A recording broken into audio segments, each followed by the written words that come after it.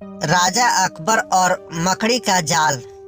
जाला बनाते हुए वह सोचने लगा कि अब तो मकड़ी के लिए पेड़ के ऊपर जाला बनाना असंभव है। शायद अब वह पेड़ पर चढ़ने का प्रयास छोड़ देगी, मगर ऐसा नहीं हुआ।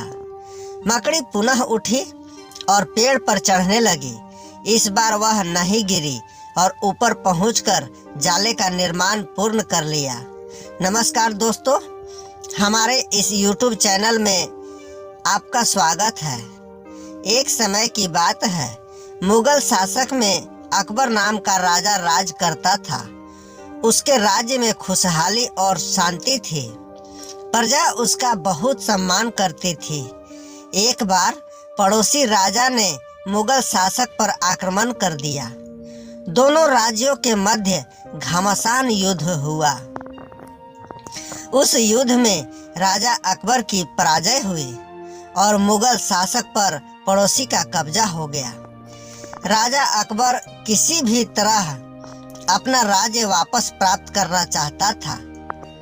उसने अपने सैनिकों को एकत्रित किया और पड़ोसी राज्य पर आक्रमण कर दिया। पुनः युद्ध हुआ, लेकिन उस युद्ध में भी उसे पराजय का मुंह देखना पड़ा। राजा अकबर ने 15 बार पड़ोसी राज्य पर आक्रमण किया, किंतु अपना राज्य वापस प्राप्त करने में असमर्थ रहा। 15वें युद्ध में पराजय के बाद उसके सैनिकों और प्रजा का उस पर से विश्वास उठ गया। वह बुरी तरह टूट गया और भागकर एक पहाड़ी पर जाकर बैठ गया। थका हारा और उदास वहां बैठा वह सोच रहा था कि अब वह कभी अपना राज्य वापस प्राप्त नहीं कर पाएगा। तभी उसकी दृष्टि एक मकड़ी पर पड़ी, जो एक पेड़ के ऊपर जाली बनाने का प्रयास कर रही थी।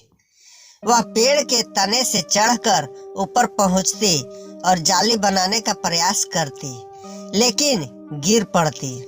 किंतु वह फिर उठती और फिर पेड़ पर चढ़ने लगती। राजा अकबर मकड़ी को ध्यान से देखने लगा।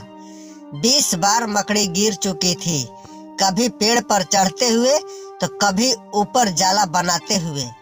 वह सोचने लगा कि अब तो मकड़ी के लिए पेड़ के ऊपर जाला बनाना असंभव है।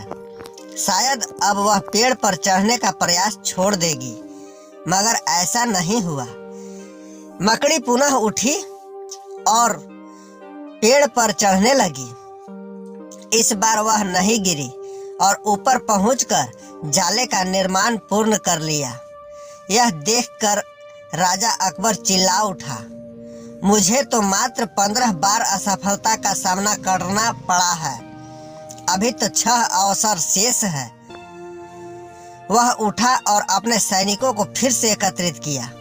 उसके आत्मविश्वास को देखकर सैनिकों और प्रजा का भी उस पर विश्वास जागृत हो गया।